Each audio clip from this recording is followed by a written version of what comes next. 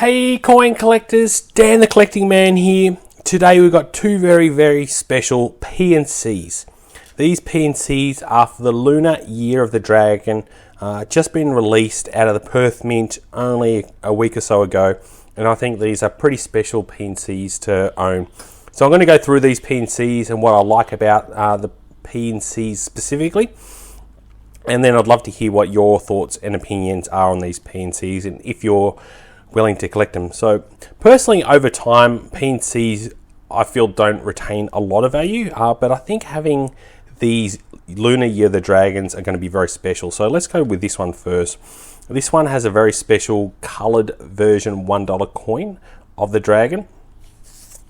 What I like about this is they're also individually numbered. So there's 8,888 of these PNCs, and that means there's only 8,000 of these coins. So this is number 8,580. I really like the stamp on this one. So it's got the gold gilded kind of stamp. This is from the Christmas Island, and the date on this one is 24th of January. You can see it there. So really unique and really cool to have this one. Now this is not an Australian coin, even though this was made at the Perth Mint and it's Australian post coin.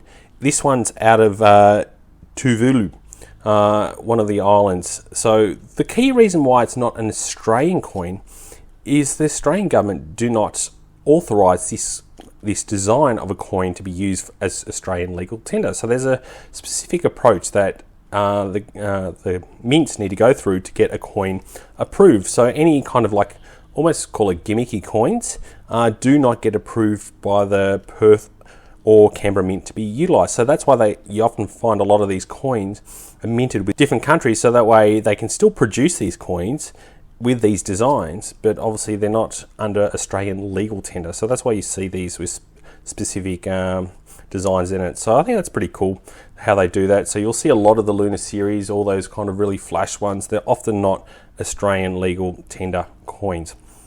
So I really like this. I like the colour and the design in this. Like definitely having 8,888 as well. It'd be really cool to see the one that's coming out of the Melbourne Coin Show as well, which I think is going to be very similar to this one.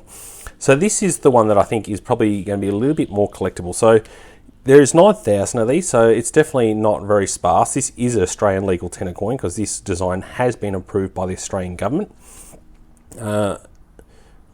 And this one just has your normal black stamp here for the 29th of February for the Christmas Islands in WA.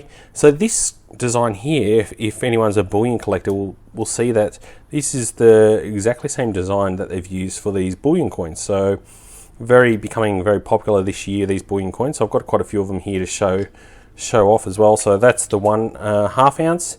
This is the 1 ounce coin. Then I've got, I think this one was 2.5 ounce, 2 ounce coin as well. And then I've got this massive 5 ounce coin. So you can see all the designs are exactly the same. So it's pretty cool to have this one in your non-bullion kind of version. Definitely adds a bit of kind of coolness to it. They also had a couple of other different coloured versions of that design. So this is the coloured proof coin. So as you can see there, it really pops out in the coloured one.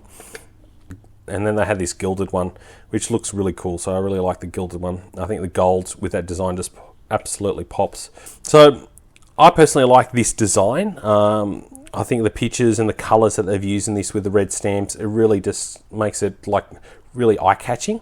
But I think everyone loves, when it comes to Lunar, having that really red and gold. That's something that's kind of synonymous with the Lunar series, having the red and gold. So I'd love to hear what your favourite is. Which one do you have? Do you collect any of the Lunar coins? Are you going to be collecting the ones that come out of the Melbourne show next weekend? I think that's something that's going to be very popular, is having the Lunar series on the weekend of the Lunar, which I think is also something significant, having a Lunar coin coming out on the Lunar weekend for the Melbourne Coin Show, for the Melbourne Coin Show. So I'm definitely going to be getting that from the Australian Post set. So if anyone's going to be at the show, I'll definitely be seeing you there, and I'll be looking forward to see what everyone thinks of these. So it's also interesting to note, so this is the very first PNC, so this is 2024 issue 1. That's come out, and then this is 2024 issue 2. So these are the two different issues that have come out from the Australia Post issues from this year. So this one retailed at $18.95 and this one was $20.95. So because the coin is the design is a lot more sparse, and I think this one's obviously with the gold gilded and the individually numbered, makes it a bit more collectible from that point of view. So I'd love to know which one do you prefer personally.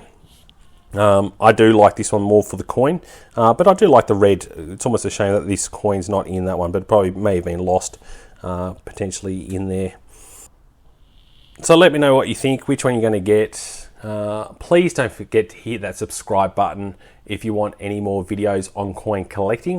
This week I was lucky enough to attain 1,000 subscribers, so a big mark for my coin journey and my video YouTube journey. So I'm very, very pleased to hit that 1,000 subscriber mark. Definitely means I'm heading in the right direction. I'm loving all the feedback and comments that I'm getting in my videos. I'm definitely know I've got room to improve, but it's definitely looks like it's heading in the right direction. So I'd love to hear some feedback on what kind of videos you'd like me to make for 2024. Thanks so much for watching and joining the coin collecting community. I'll see you in my next video. Dan.